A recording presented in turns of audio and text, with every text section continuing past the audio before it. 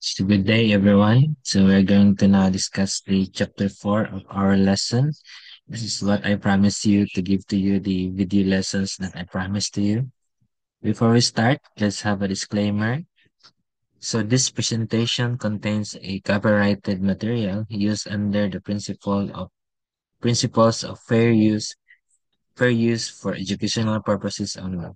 All rights to the original content belong to their respective copyright holders. Okay, so we're now going to discuss the Newton's laws of motion. Okay, this is chapter 4.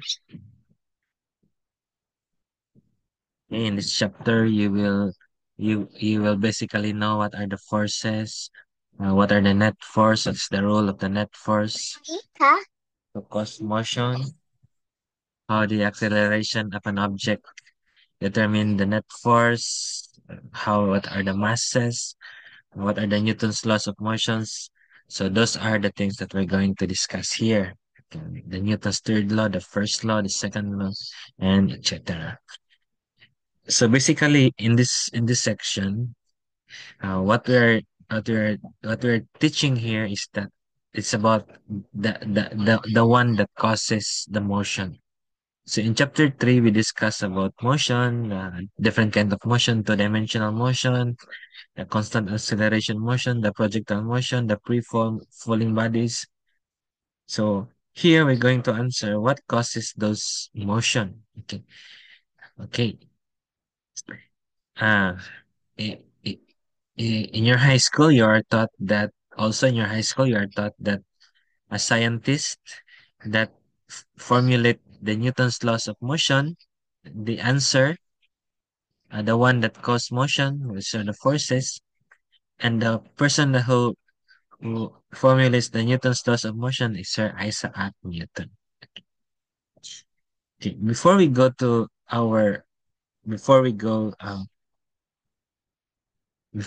go further, let's discuss first what are the some properties of a force? Ano ba yung force? So first and foremost, force is a vector quantity. So when you say vector quantity, it has a magnitude and direction. Okay. So here, force is basically a push or a pull.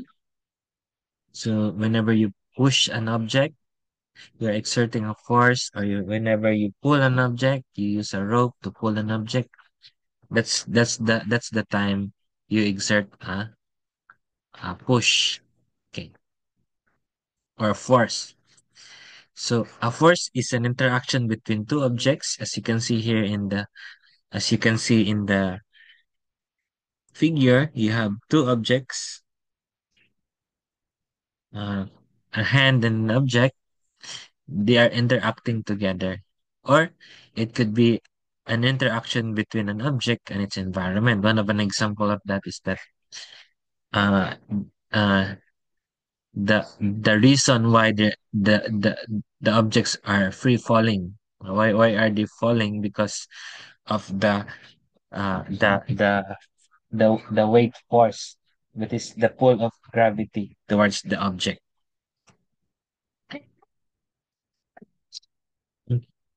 There are four common types of forces. Number one is the normal force. So whenever an object rests or pushes on a surface, just like this in the figure, the surface exerts a push on it that is directed perpendicular to the surface. So that's what we call a normal force. It's always perpendicular to the surface. Even the surface is now inclined, so the normal force is always perpendicular to the surface. So take note that this force is a contact force. Another kind, another force is, we call it one a friction force. In addition to the normal force, a surface may also exert a friction force on an object directed parallel to the surface. Okay. This is basically whenever there is a force being applied to an object which is connected to the surface, there is a friction between the molecules of an object and of the surface. They are creating friction with each other. That's why we have a friction force. Okay, this is also a contact force. So we have the normal force and the friction force. Another kind of force, although the forces are not just limited in this four common types of forces, but we're gonna just discuss this one. Okay, a tension force T, or a pulling force exerted on an object by a rope or a cord. So whenever you use a rope or a cord to pull or to apply a force on an object, that's the time the force is called the tension force. Now, unlike the three mentioned force, like the normal force, the tension force, or the friction force, uh, another force is called the weight force. This is the pull of gravity on an object. So this is a long range force, a force that acts over a distance. So what do you mean by this is that even when there is no contact, this is this is acting on us. This is an example of an object which is us, and our environment is pulling us. Our environment is uh, exerting a force on us, which is the pull of gravity. Okay, we call that force is a weight force. The direction of that is downward. Okay, those are the four common types of forces. Again, the normal force, the friction force, the tension force, and the weight force.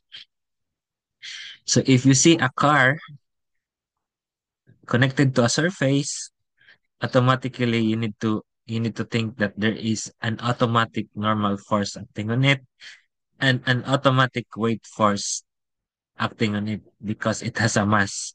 Okay. So an object it's being pulled by gravity. Okay. Okay. So now we are going uh to to analyze the figure. The figure shows that there is a spring balance being used to measure a pull that we apply to a box.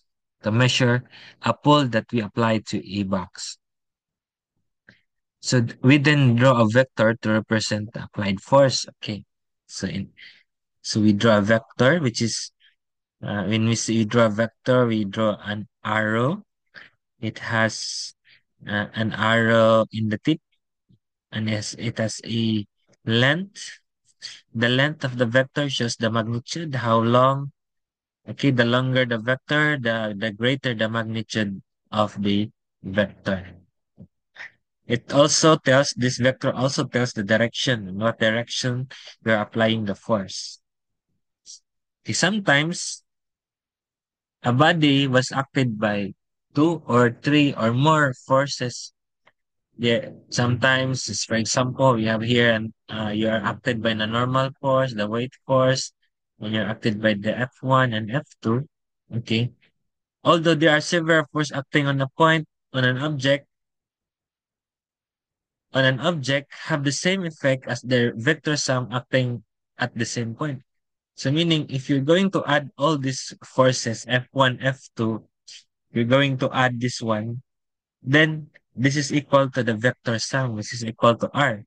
So those forces that are acting to this body, it could be 4, it could be 5, are just equal to just one vector, which is the vector sum of all.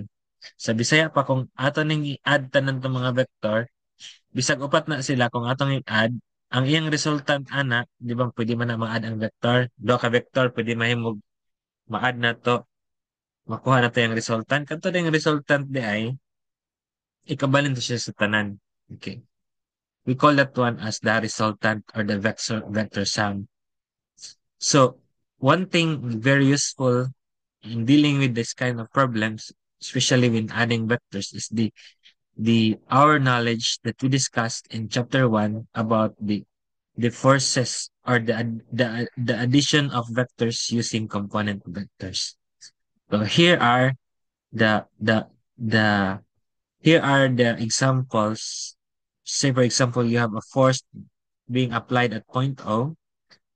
This is the direction of the x and this is the direction of the y.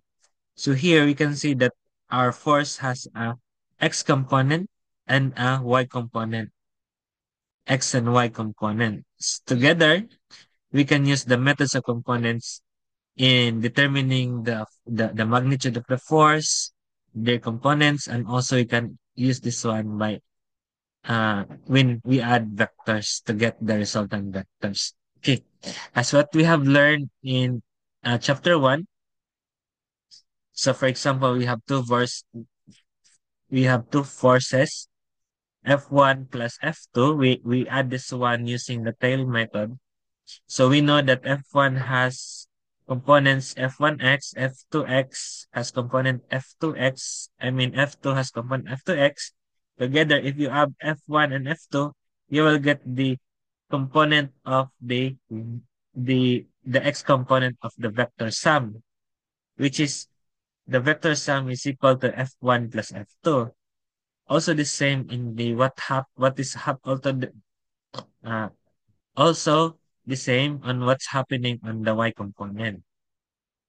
Okay, so the resultant R vector is also called the net force.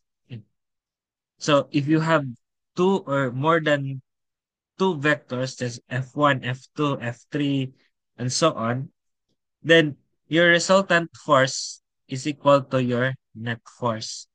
Uh, then if you add this all together, this is equal to the net force. And the net force has components f of x. This is the components of the net force, which is equal to r of x, or summation of f of y is equal to k. So if we're going to recall, the summation of all the forces along x is just f1x plus f2x plus f3x plus that, and the summation of all the forces along y is f1y plus f2y plus f3y plus that. Okay, if you are interested in the magnitude, how do we get the magnitude of the net force?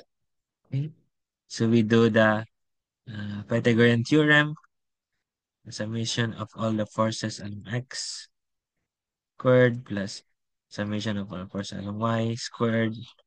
So that's the magnitude. So if you want to get the direction, theta, from this one to this one, so theta is just equal to the tangent of the opposite, which is the ry over rx. This particular. So this one can change depending on the position of the angle that you're going to calculate. This is equal to the opposite and the adjacent of the angle. Now, let's go to an example. This is an example 4.1. This is about the superposition of forces, finding the net force. Okay, the problem says, goes like this. There are three professional wrestlers. The three professional wrestlers are fighting over a champion's belt. You can see this one in the figure 5.4.7a. This shows the horizontal force each wrestler applies to the belt as viewed from above. So the force have the magnitude F1 50 Newton, F2 120 Newton, and F3 which is 250 Newton. Find the x and y components of the net force on the belt and find its magnitude and direction. Okay. So suppose that we did not suppose we don't know B yet. Okay, let's calculate. Uh, Suppose we don't know the figure B yet. Let's calculate the x and y components of the net force and find its magnitude of the direction of the net force. Okay. From our discussion in figure 1, we usually uh, list all the vectors. Okay. Example, we use tables. So vectors A, B, oh, I mean, gonna use the vectors F1, F2, F3. So we have the magnitude.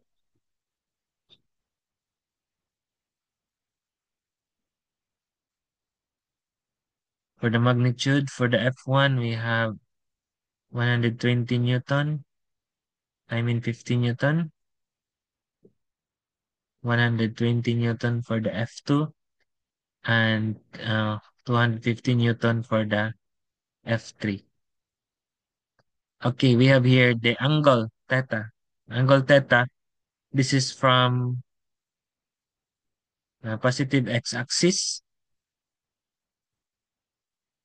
to the vector. So the angle or the angle theta from the positive x-axis to the vector. So meaning you need to, just like this one, from the positive x-axis to the vector. Okay. So if you try to look at this one, F1 lies on the x-axis. So meaning the angle of F1 from the positive x-axis to the vector is just 0 because it lies on the x-axis. Now, the angle of, with my phone, the angle of F2 is just, this one, F2 is just 270 degrees. So from the positive x-axis to the vector F2 is 270 degrees. Now, let's calculate what is the F3. So, F3 is just 180. That's the angle for F3. It's just 180 minus 53 degrees. It's just 127 degrees. Then automatic, our x component is the cosine. No need also to, to say whether the component is negative or positive because we already have, we're using these angles here. It will give automatic positive and negative angles. Y component. Okay. Okay. So, so this is F1x, F2x, F3x, F1y, F2y, F3y. So if you look at by inspection, we know that F1x has no y component. Therefore, this one is 0. And F2y also has no x component. Therefore, this is 0. That's by inspection. Okay. So find the F1x. The remaining is just equal to F1 cosine of 50 Newton. This is just equal to cosine of 0. This is just 50 Newton cosine of 0, which is equal to 1. So this is equal to 50 Newton.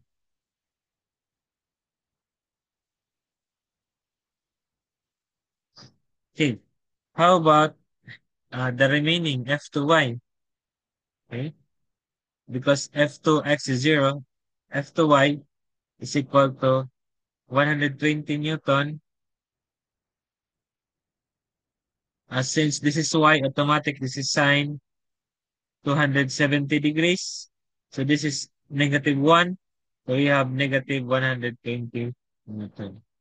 Negative 120 Newton. For the F3x and F3y, okay, we have F3x is equal to 250 Newton. cosine 127 degrees, and F3Y is 250 Newton, sine 127 degrees. So this is equal to, look at this one, 250 cosine 127. So we have negative 150.145 and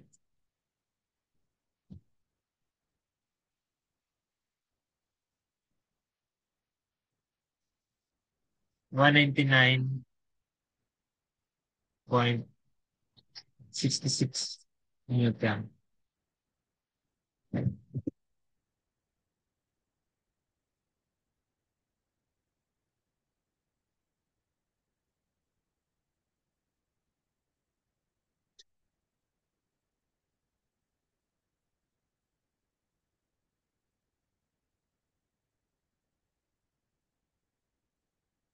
So if we add this one, therefore the summation of all the force along X, this is equal. So this is also Rx and Ry, the resultant, and Ry. So we have negative 100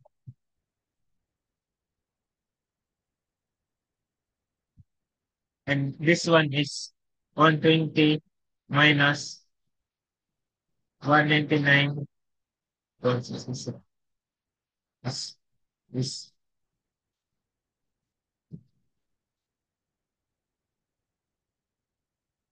negative 120 is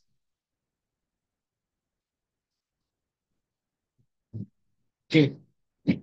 So in three significant figures, this is actually 100 Newton, negative 100 Newton, and the second one is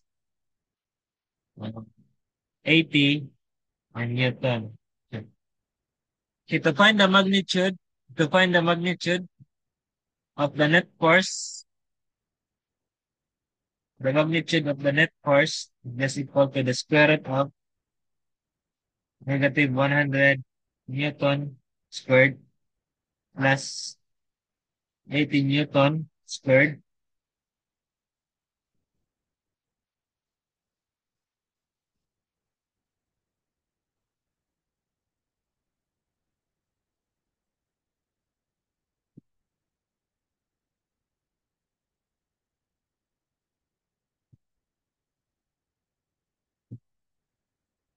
This is equal to 100.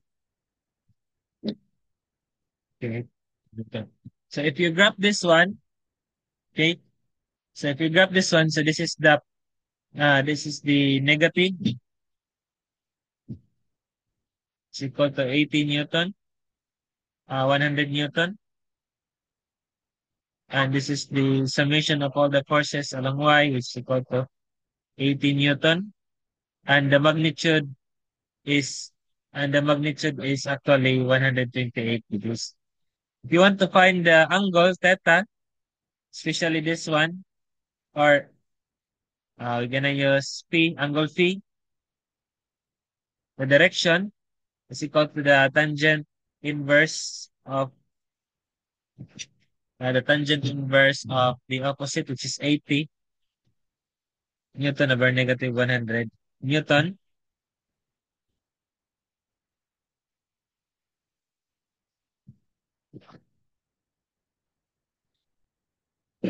Which is equal to negative 38 degrees or 38 or 39 degrees.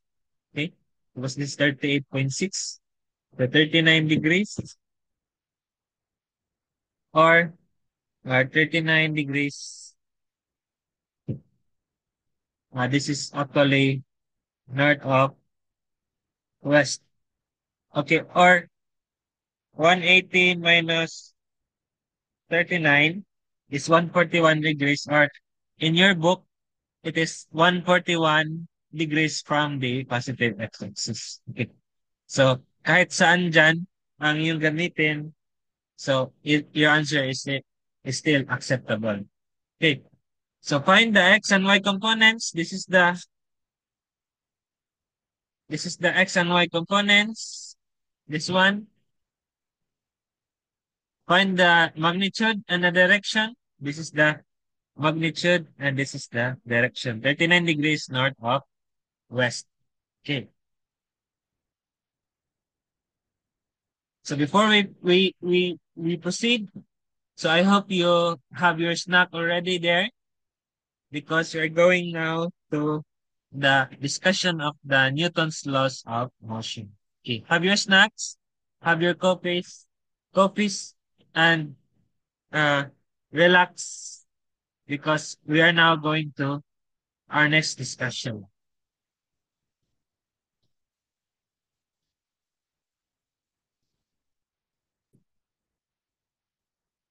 Okay. So let's go back to our discussion. So we're now in Newton's first law of motion. Okay. So here we have an experiment about a pack which being pushed or given an initial velocity in a table in an ice surface and an air hockey table, which is said where it it's said that it can eliminate friction. Okay. In table A, once the puck was given an initial push, what happens is that it moves, but it also stops in a short distance because of the friction of the table and the puck. Okay. So in order for the puck to keep moving, then you need to keep applying force. In B, after they gave an initial velocity for the puck, after it the the hand quit pushing or applying force to the puck, it slides farther compared to table A. So this is because the friction of the ice compared to the table is much lesser. In letter C, we can see here that the surface in letter C we can see that this is a air hockey table where you eliminate the friction and then if you push the puck, what happens is that the puck slides even farther, although the friction is not really zero, but it's almost being eliminated. So what happens if there are no frictions in this particular case? So if there's no friction, if you give an initial push to the puck, so we expect that the puck will not stop and will continue to move with constant velocity. So there are two things that we need to analyze here. The one that is at rest and the one that is in motion. The one that's at rest, it will remain at rest unless you keep applying a force. And the second that is in motion, it will continue in motion unless you apply the force to it. Okay, so it brings us to the Newton's first law, which says that an object acted by no net force, external force, we've discussed what is an external force last time, so has a constant velocity which may be zero. This statement is equivalent to at rest and zero acceleration, meaning it will not accelerate. When you are at rest, you will remain at rest, or if you are in constant velocity, you will remain in constant velocity because you are not accelerating because there is no external force acting on you. That's the specific that's what we call Newton's first law of state motion. That's the original statement. In our exams, if you are asked to define the Newton's laws of motions, you are going to state that one. Okay. In an equivalent statement, when a vector sum of all the external forces acting on an object is zero, the object is in equilibrium and has a zero acceleration.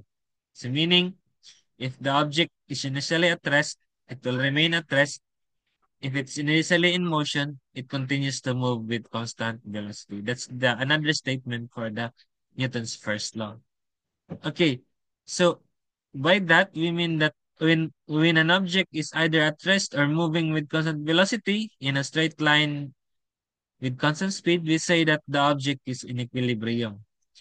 So what is an equilibrium? For an object to be in equilibrium, number one condition is that it must be acted by no forces, or it could be acted by several forces such that their vector sum, that is the net force, is zero.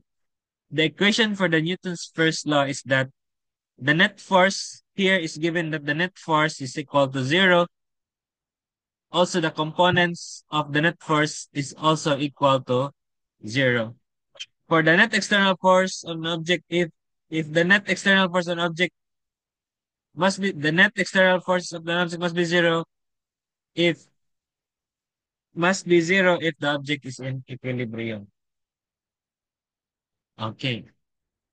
So this is the example of what do you mean by equilibrium, by it must be acted by no forces. Okay.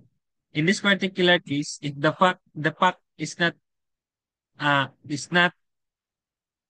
being applied, there's no force applied in the puck, so the puck will not accelerate. However, if you put an force to the puck, just like F1, so it will also accelerate in the direction of where is the net force is. So that's what we call a condition for equilibrium. If there is no, it, it must be acted by no forces, but it, it it's also equilibrium that it is acted by forces, but if you add the forces, it is equal to zero. Just like this one.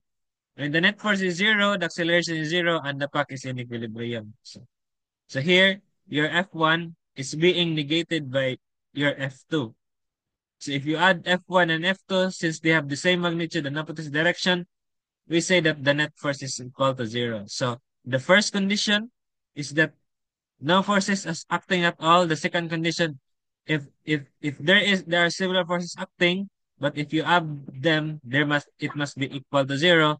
Then we can say that your system is in equilibrium. Sometimes the Newton's first law are called the law of inertia. Okay. The tendency of an object to keep moving once it is set in motion is called inertia. So you can find this when when when a ketchup, you want the ketchup to flow outside the bottle, you what you do is you shake it, and when it's begun to flowing, then the inertia will keep it flowing. Okay, the tendency of object to keep moving once it is set in motion. An inertia also is also a tendency of an object at rest to remain at rest. So the mass is the quantitative measure of inertia is actually the mass of the object. So it is related to the mass. So Newton's first law is what we call the law of inertia. So when is this Newton's first law valid? Okay, so let's have an experiment for this. Suppose you are in a bus that is traveling on a straight road and speeding up. If you stand in the aisle on a roller skates, you would start moving backward relative to the bus. As the bus gains speed, it looks as though the Newton's first law is not obeyed. There is no net force acting on you, yet the velocity changes. We must remember that the bus is accelerating with respect to the Earth and is not suitable frame of reference for the Newton's first law. The frame of reference in which the Newton's first law is valid is called an initial frame of reference. So When is the Newton's first law valid? So this Newton's first law only valid in a non-accelerating frame, or we call that one as non-inertial frame. The bus is the example of an accelerating frame. The Newton's first law is not valid on that kind of frame of reference. If we look at also our uh, discussions in chapter 3, we have here that if we have discussed that an object undergoing a uniform circular motion, as you have seen, the acceleration is pointing towards the center, which is the centripetal acceleration as long as the uniform circular motion. So, since it is accelerating towards the center, it follows also that the net force is also pointing towards the center. Meaning at all points, the acceleration and the net external force points in the same direction, always towards the center of the circle. So this is for the case when an object is moving in a uniform circular motion. Okay. Now let's go to discussion about the Newton's second law, related to the Newton's second law of motion. So, as we have discussed, the mass is just the quantitative measurement of inertia. Okay. If you have a constant net force, you apply it to an object of mass m, so it accelerates at acceleration a. Okay. However, if you double the external force, it also doubles the acceleration. And if you divide by 2 the external force, the acceleration also become half. So this means that the magnitude of the object's acceleration, A, is directly proportional to the magnitude of the external force, F, acting on an object.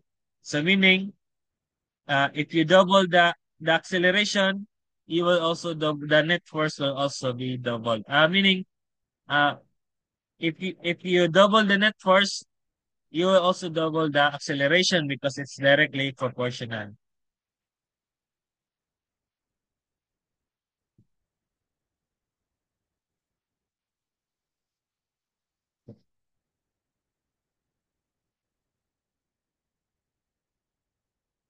So the mass and for a given external force, also we have another experiment here.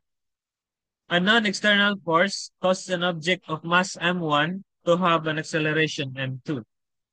Applying the same external force to a second object and noting the acceleration allows us to measure the mass. Okay, here we can see that these are related because since they have the same net force, equal to the mass times the acceleration, 1. This is also equal to the mass m2 acceleration 2. Okay. You can see here that m1 or a1 over m2 is equal to a2 over m1. Okay. So you can see here that that the acceleration is inversely proportional to the mass. So we see that it's inversely proportional to the mass.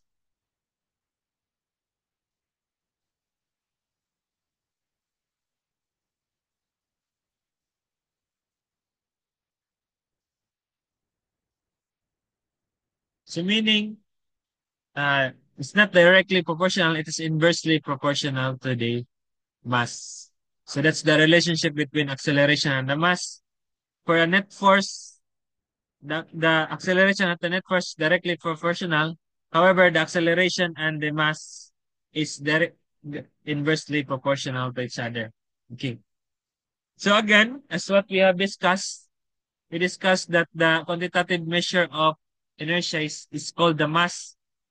The ratio also of the net force, the magnitude of the net force over the magnitude of the acceleration is also equal to mass. It's equal to constant. Okay. We call this as the initial mass, inertial mass, or simply the mass of the object denoted by a m. Okay. Now we will state formally the Newton's second law of motion. So just like what we did. So this is the Newton's second law of motion. So if the net external force acts on an object, so in this case, the net external force is no longer zero. The object now accelerates. So it will now accelerate. The direction of acceleration is the same direction as the net external force. So the mass of the object times the acceleration vector is equal now to the equals the net force vector. That is the Newton's second law. If there is a net external force in equation on an object, then the object accelerates the same direction as the net external force. In equation, the net force is equal to the mass times the acceleration. Okay. The unit of the unit of force is Newton. 1 Newton is equal to 1 kilograms meters per second squared. Since here the unit of mass is kilograms and meters per second squared, the unit of acceleration. This is equal to 1 Newton.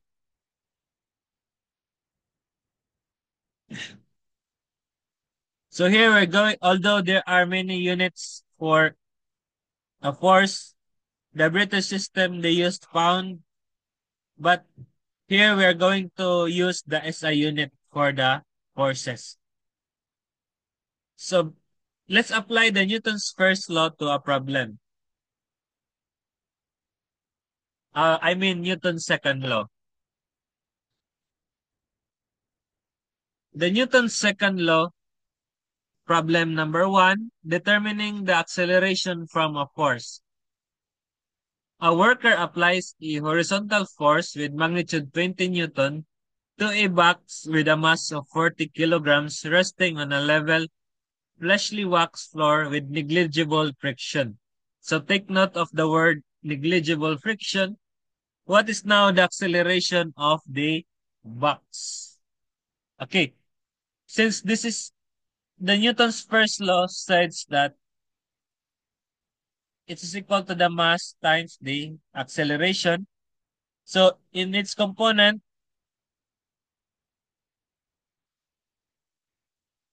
and for the y component, so here, uh, so it's only accelerating along ax, but the ay is equal to 0. So therefore, this is equal to 0. So in the x component, we see that the net force is equal to the mass times the acceleration along x. So what is the acceleration? If you want to find the acceleration is actually equal to if you multiply this one by the mass, divide this one by the mass, cancel. So we have the acceleration is equal to the net force applied to an object over the mass. We have the 20 Newton. So here the summation of all the forces along x is just equal to the F, which is 20 Newton. So therefore we have 20 Newton over 40 kilograms. So we have 0.5 meters per second squared.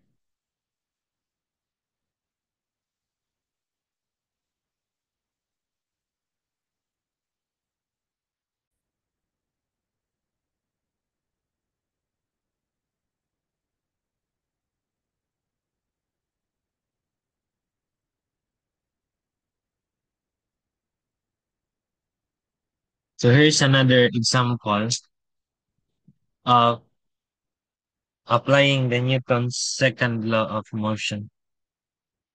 So here, a waitress shoves a ketchup bottle with mass of 0.45 kilograms to her right along a smooth, level lunge counter. The bottle leaves her hand moving at 2.0 meters per second, then it slows down as it slides because of the constant horizontal force, friction force exerted on it by the countertop. It slides for 1.0 meter before coming to rest. What is the magnitude of direction of the friction force acting on the bottle? Okay, here, so if you look at this one, the summation of all the forces along X is just from the free body diagram here is equal to F. Since this is pointing into the negative X axis, so this negative F, and applying the Newton's second law tells us that this is equal to the mass times the acceleration, because it is accelerating towards the positive x-axis. Okay. The question is, what is the magnitude and the direction of the friction force acting on the button? Okay, the magnitude of the force F, okay, here is equal to the negative F is equal we have here the equation. Okay. So to find the magnitude of F, so we need to find first the magnitude of the acceleration. Okay. From here, we have an initial velocity, we have the final velocity, we have here an x above which is equal to 0, this is 1.0 meter. Okay. So this is, since we are dealing with constant friction force exerted on it, so we think that we can apply the kinematics equation for this, especially this equation that Vx squared is equal minus V sub Ox squared is equal to 2 times the acceleration x minus x sub O. So here, the final velocity is equal to 0. So we have our acceleration is just, okay, if we solve for it, we have 2 times x or over 2 times x. So we can cancel this one. So we have the acceleration is just equal to negative the initial velocity 2 times the position or the final position, which is in this particular case, we have negative 2.0 meters per second squared, which is equal to 2 times 1.0 meter. So this is equal to, uh, so 2 times 2, 4, divided by 2 is just equal to negative 2 meters per second squared. So therefore, let me check it first, confirm it with my,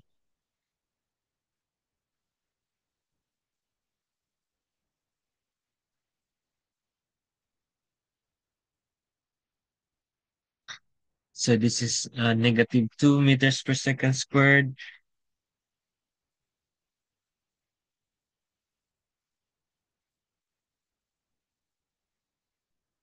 Okay. So, and then we can get the friction from, we have the mass, it is 0.45 kilograms times the negative 2 meters per second squared. The negatives tells us that the acceleration is actually uh, in this direction. The acceleration is actually in this direction because it is opposing the motion. The motion is going this direction. That's why this the reason why the object stopped. Okay. So 0.45 times 2 is equal to negative 0.90 Newton. Okay. Therefore, the magnitude of, if you divide this one by negative 1, 0.90 Newton over -1. Cancel this one. So the magnitude of F is equal to 0.90 Newton. That is the magnitude of the friction. And the direction tells that the direction of the friction force acting on the bottle is actually negative, which is it tells us that the direction is in the negative x direction. So now let's proceed to the difference between the definition of the weight and what's the difference of this uh, to the mass. Okay, the weight of an object in the earth is a gravitational force that the earth exerts on it. So the weight of an object of mass m is just equal to the mass times the acceleration, the magnitude of the acceleration due to gravity. Okay, the magnitude of the weight on an object, this is equal to the weight, is equal to the mass of an object times the magnitude of the acceleration due to gravity.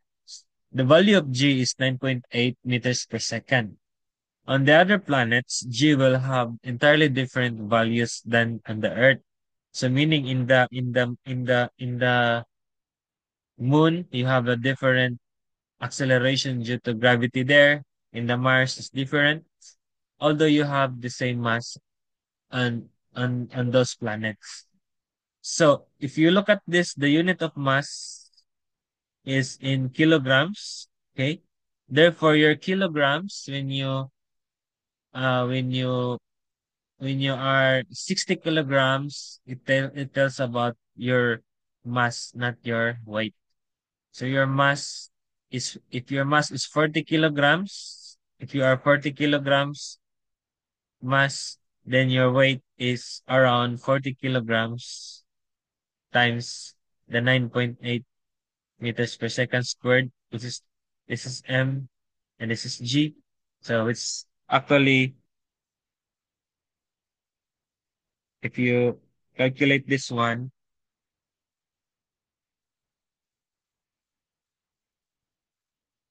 uh, uh, 4 times 40 times 9 points, mga 392 Newton. So that is your weight. So your mass is 40 kilograms, your weight is 392 Newton.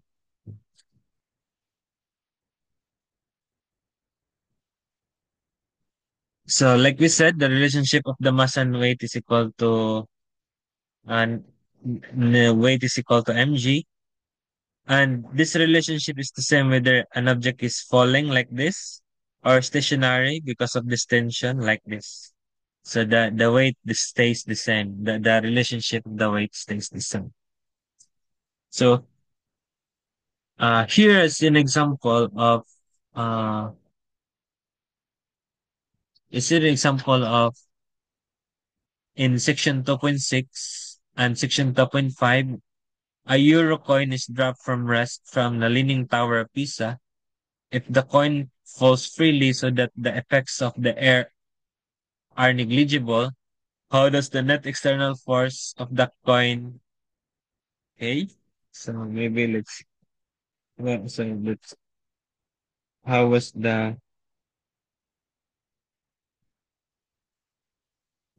coin vary as it falls? How does the net external force on the coin varies as it falls? Do you think it varies? Okay. So in free fall, the acceleration A of the coin is constant and equal to g. Hence, the Newton's second law and the net external force is equal to the mass times acceleration is also constant and equal to mg, which is the coin's weight w. The coin's velocity changes as its fall, but the net external force on it is constant. Okay. You look at this one from the Newton's second law. Okay, this is equal to the mass of the object times the acceleration.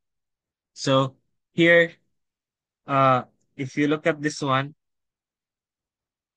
since we are in the y component, here ay is equal to negative g. So you have mass times the negative g is equal to negative mg. Okay. Okay. So so here you can see that since g is constant and the mass is constant, this is equal to constant. So the answer is that the net external force does not vary as it falls. It remains constant because the acceleration is constant. So like I said before that in different planets, you have different acceleration due to gravity. Okay. So say for example, you have a 245 times 10 to the Newton truck traveling in the positive x direction, which makes an emergency stop. The x component of the net external force acting on it is given by this one. What is the acceleration?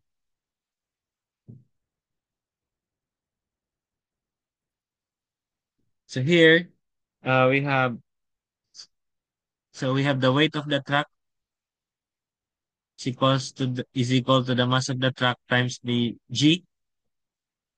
What is the acceleration? Or this is equal to again g. Okay.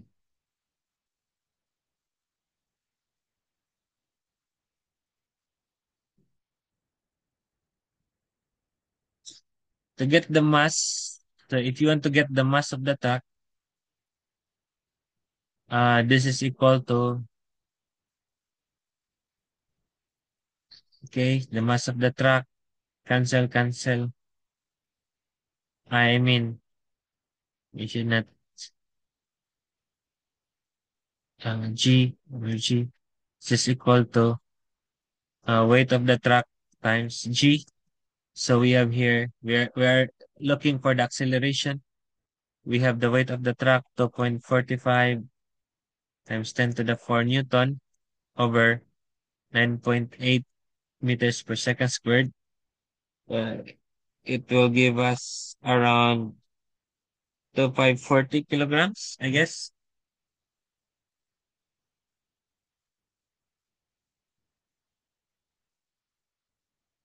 Times 10 to the 4 divided by 9.8.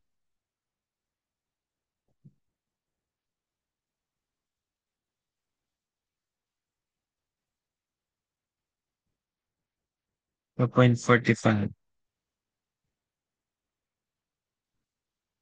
times 10 to the 4 times 9.8.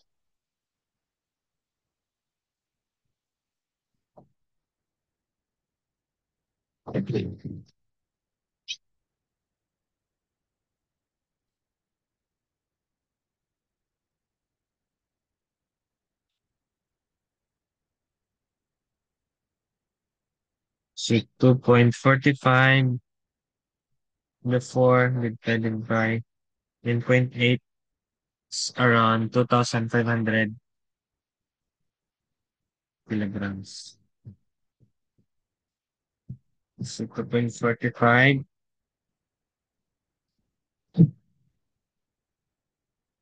2,540, 2.45.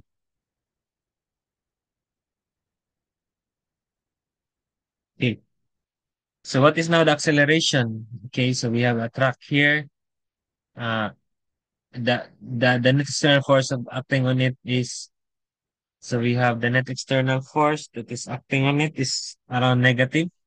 So we have the net is equal to the negative 1.83 times 10 to the 4 Newton. So therefore, if you this is equal to the mass times the acceleration, the mass of the truck.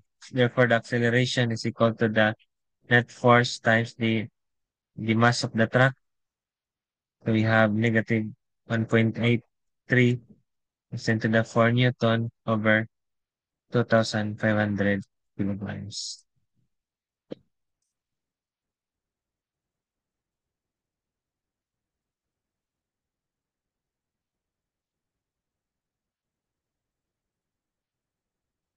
7.32,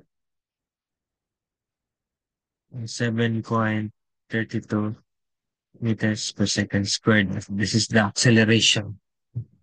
Okay, let's review this one.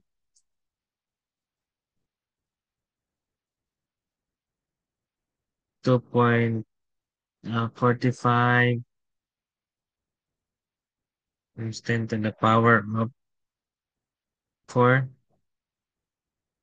divided by 9.8. It's 2,500.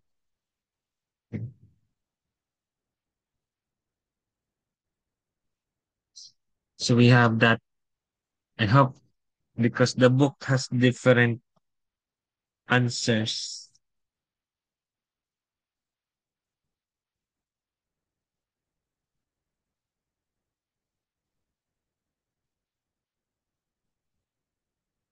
Okay.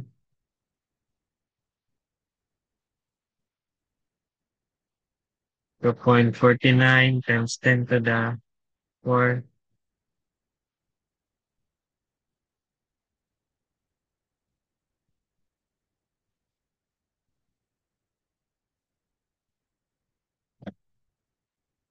Now let's go to the Newton's third law of motion.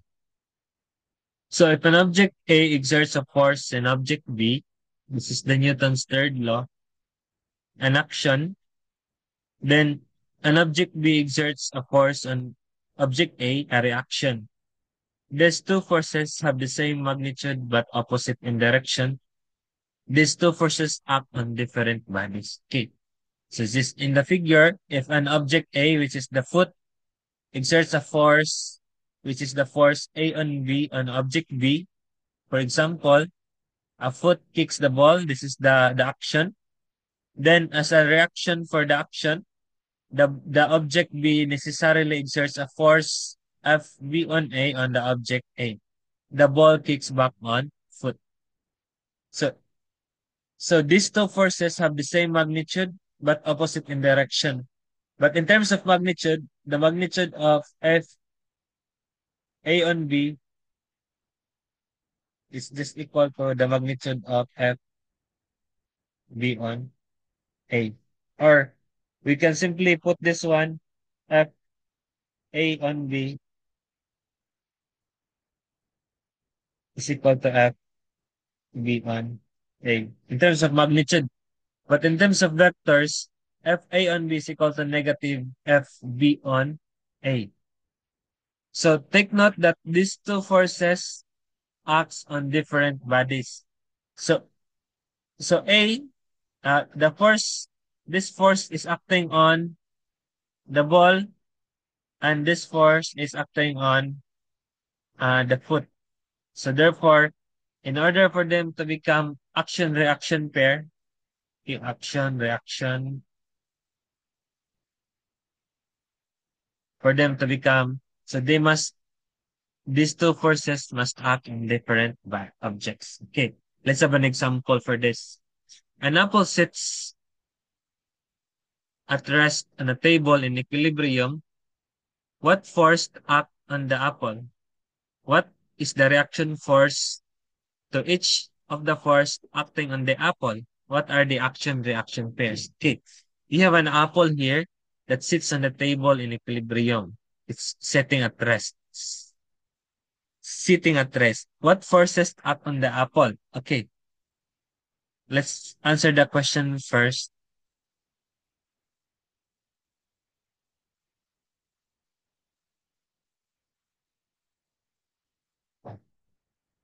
What forces act on the apple? Okay, of course, we have uh, the table exerting a normal force on the apple. So we have here the force of the table on the apple. Okay. And also we have the force the earth is exerting a gravitational pull on the apple of the earth on apple. Okay. This is the earth's apple. This is a table. and this is an apple in. So those are the forces that act on the apple. Okay. So question, what are the reaction force to each of the force acting on the apple? Okay, what are the reaction forces? So we have here the table. Okay. We have here the earth. We have here the table. Okay, we have here the apple. Of course,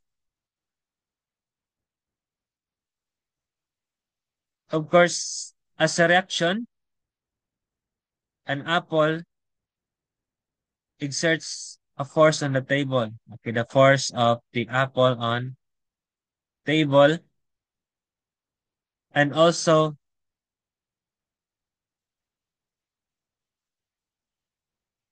the the apple also as reaction to this one.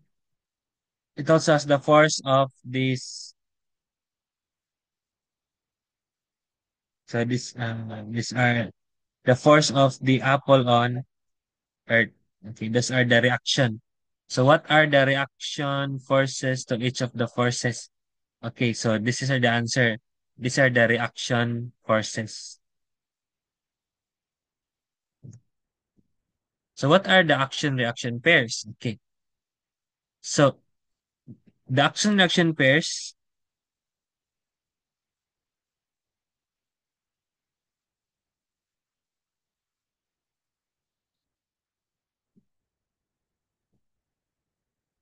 number one is we have here the F, the force of the table on apple.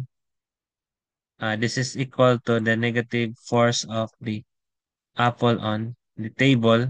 And number two, we have the force of the earth on apple, and we have the negative up. What happened?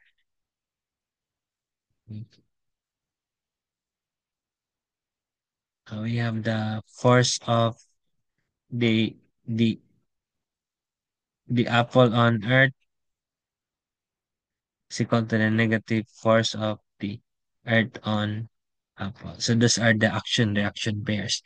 So those are the force with equal in magnitude but opposite in direction. As you can see here, those are the action reaction pairs in this particular problem. Okay. So how about this one, class? The force of the table on the apple, which is in this direction, and the force of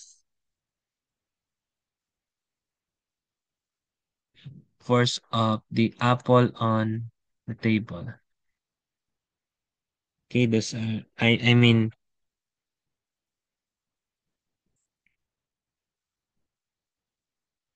okay. So wala na tayong dapat i-discuss pa. Okay, those are the action reaction pairs. So let's go now to another examples. So this is not necessary in equilibrium.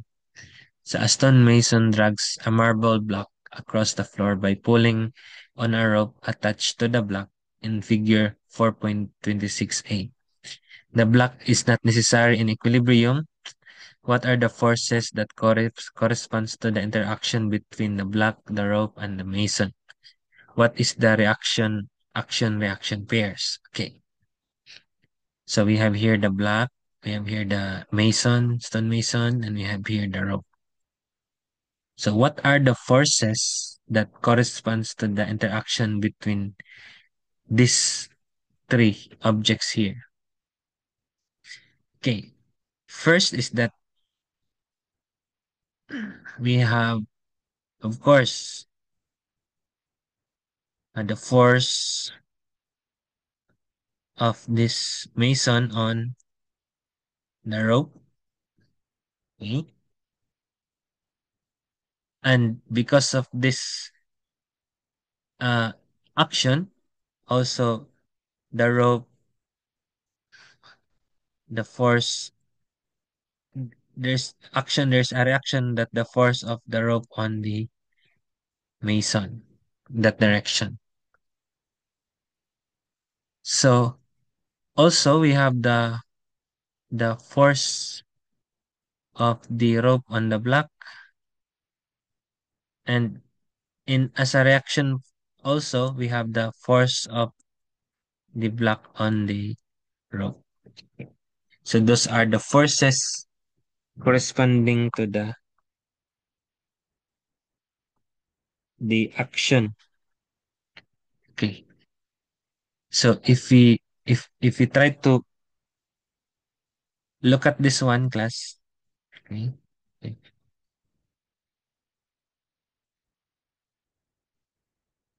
like this. So we have the force of the man on the rope, and we have here in a reaction the force of the rope on the man. So another, so we have here the force of the rope on the block, and as a reaction the force of the block on the rope. So those are the corresponding forces, the force that correspond to the interaction between the block, the rope, and the mason. Okay. What are the action reaction pairs? Okay, of course, the action reaction pairs.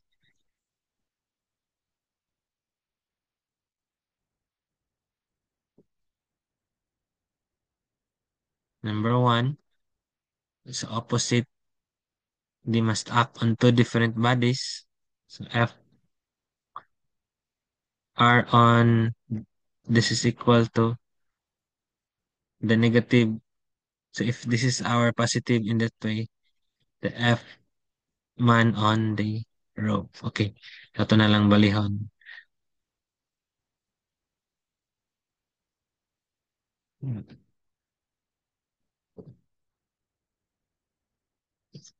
And another one is the force of the rope on the block, negative force of the block on the rope. Okay. So question, why is it that the why is it that the force of the block on the rope, which is along this direction, is not uh, and and this one, the force of the force of the man on the rope is not an action reaction pair. Why is it? So the reason is that Newton's third law states clearly that these two forces must act on different objects. Okay. So here, the they acted on the same object. So the force of the block on the rope is acting on the rope, and the force of the man on the rope is acting on the rope also. Therefore, they cannot be an action reaction pair. Okay, let's move on. So now, for the last topic, this is about the free body diagrams. Okay, so what are the free body diagrams? The free body diagrams show the chosen body of itself, free of its surroundings, with vectors drawn to show the magnitude and directions of all the forces and that act on that object. So, say for example, we have a runner here. So, the free body diagram class is is a diagram showing all the vectors that's being drawn to show the magnitude and direction of all the forces that act on that object. So here we can see that the forces that act on this is, we have here the force of the block on the runner. We have the x and y components and because it's not along only in x, it has a y and x component. We have its weight. So that's the free body diagram. Okay. Just As this example also, we have the free body diagrams of this. Since he is not connected to the surface, only the force that acting on this person is just the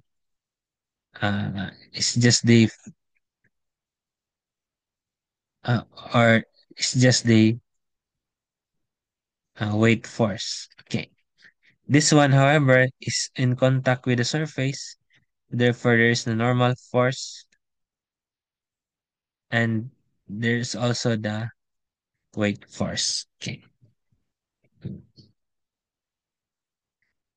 So if you're an example class, tubugan loaded with students accelerates down a snow-covered hill that slopes at a constant angle alpha. The toboggan is wax, so that so there is virtually no friction. This for this system, make a carefully labeled free body diagram for the toboggan. Okay, here we have a system or a toboggan. We know that it's connected to the surface. It has a normal force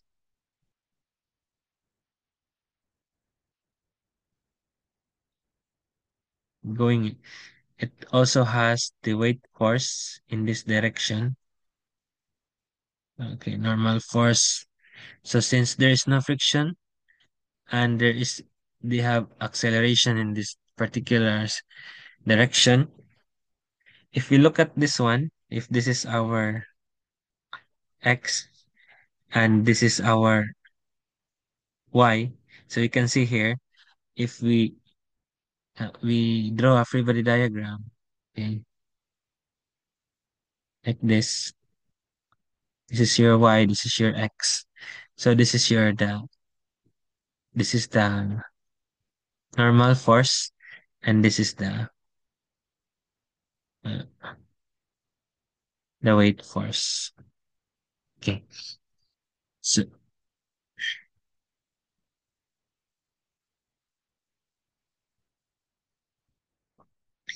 the angle alpha here,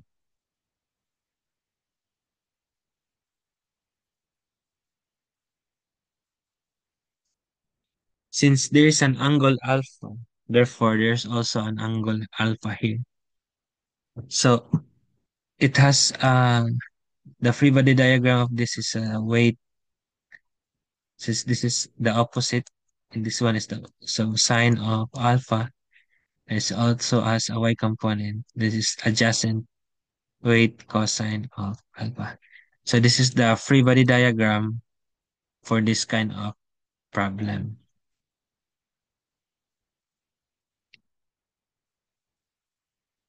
Okay. So so a free body diagram is basically shows the object chosen by itself. In this case, we show the toboggan itself, okay, free from its surroundings. The vectors drawn show the magnitudes and direction of the forces that act on the object.